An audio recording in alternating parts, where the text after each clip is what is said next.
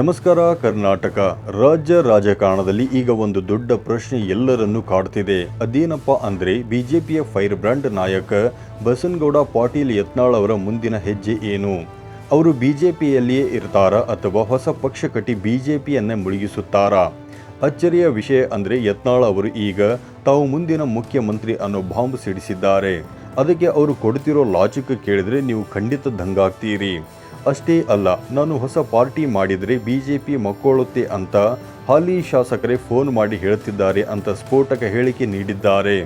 ಇಂದಿನ ಈ ವಿಶೇಷ ವಿಡಿಯೋದಲ್ಲಿ ಕರ್ನಾಟಕ ರಾಜಕಾರಣದ ಈ ಎಲ್ಲ ಬೆಳವಣಿಗೆಗಳ ಇಂಚಿಂಚು ಮಾಹಿತಿ ನಿಮಗಾಗಿ. ವಿಡಿಯೋನ ಕೊನೆಯವರೆಗೂ ನೋಡಿ, ಏಕೆಂದರೆ ಕ್ಲೈಮ್ಯಾಕ್ಸ್ ಬಹಳ ಇಂಟ್ರೆಸ್ಟಿಂಗ್ ಆಗಿದೆ. ಉಚ್ಚಾಟನೆ ಮತ್ತು ಮುಖ್ಯಮಂತ್ರಿ ಪಟ್ಟದ ನಂಟು. ಸಾಮಾನ್ಯವಾಗಿ ಯಾವುದೇ ಪಕ್ಷದಿಂದ ಒಬ್ಬ ನಾಯಕನನ್ನು ಉಚ್ಚಾಟನೆ ಮಾಡಿದರೆ ಅವರ ರಾಜಕೀಯ ಮುಗೀತು ಅಂತ ಜನ ಅಂದ್ಕೊಳ್ತಾರೆ.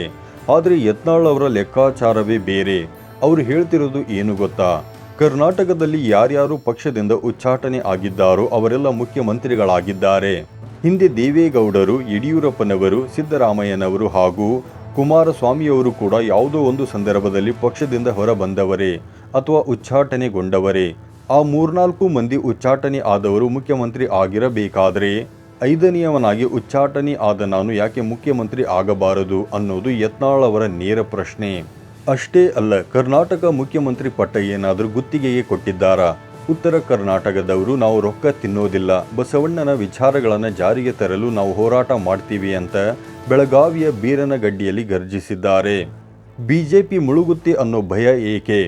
ಯತ್ನಾಳ್ ಅವರು ಕೇವಲ ಸಿಎಂ ಕನಸು ಕಾಣ್ತಿಲ್ಲ, ಬದಲಾಗಿ ಬಿಜೆಪಿಯ ಹೈಕಮಾಂಡ್ ಮತ್ತು ರಾಜ್ಯ ನಾಯಕತ್ವಕ್ಕೆ ಎಚ್ಚರಿಕೆಯನ್ನೂ ನೀಡ್ತಿದ್ದಾರೆ. ಅವರು ಹೇಳ್ತಿರೋ ಹಾಗೆ ಈಗಿನ ಬಿಜೆಪಿಯ ಅನೇಕ ಹಾಲಿ ಶಾಸಕರು ಅವರಿಗೆ ಫೋನ್ ಮಾಡಿ ಕೈ ಮುಗಿಯುತ್ತಿದ್ದಾರಂತೆ.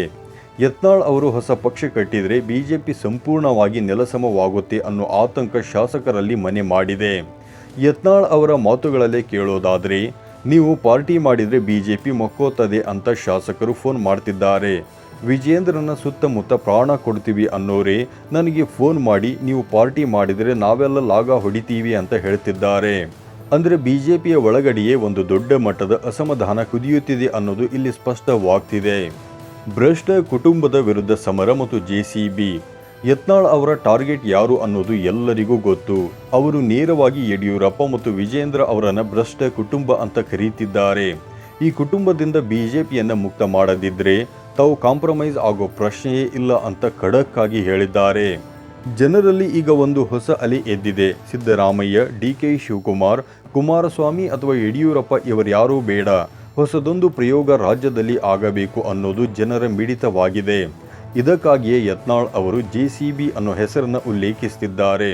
ಇದು ಅವರ ಹೊಸ ಪಕ್ಷದ ಮುನ್ಸೂಚನೆಯ ಅನ್ನೋ ಕುತೂಹಲ ಎಲ್ಲರಲ್ಲೂ ಇದೆ.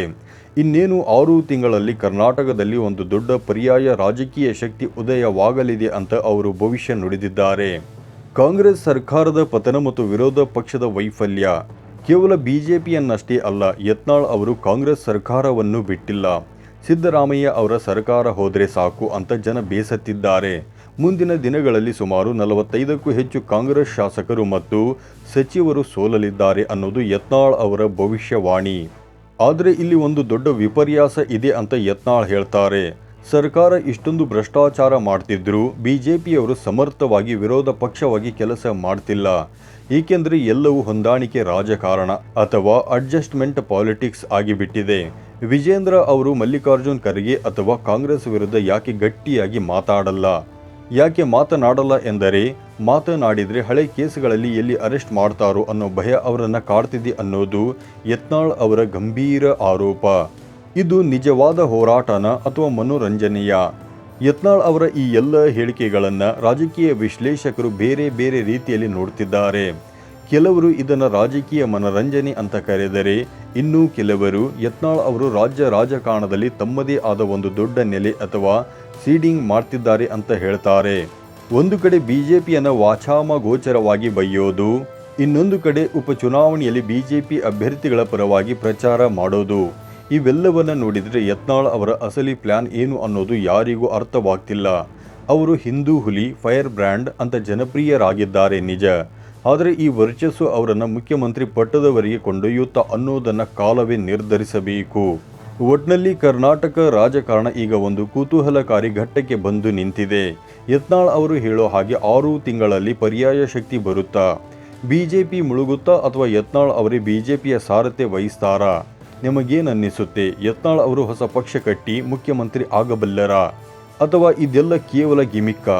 ನಿಮ್ಮ ಅನಿಸಿಕೆಯನ್ನು ದಯವಿಟ್ಟು ಕಮೆಂಟ್ ಬಾಕ್ಸ್ನಲ್ಲಿ ತಿಳಿಸಿ. ಈ ವಿಡಿಯೋ ಇಷ್ಟವಾಗಿದ್ದರೆ ಲೈಕ್ ಮಾಡಿ, ಶೇರ್ ಮಾಡಿ ಮತ್ತು ಇಂತಹದೇ ಲೇಟೆಸ್ಟ್ ರಾಜಕೀಯ ಸುದ್ದಿಗಳಿಗಾಗಿ ನಮ್ಮ ಚಾನಲನ್ನು ಸಬ್ಸ್ಕ್ರೈಬ್ ಮಾಡೋದನ್ನು ಮರೆಯಬೇಡಿ.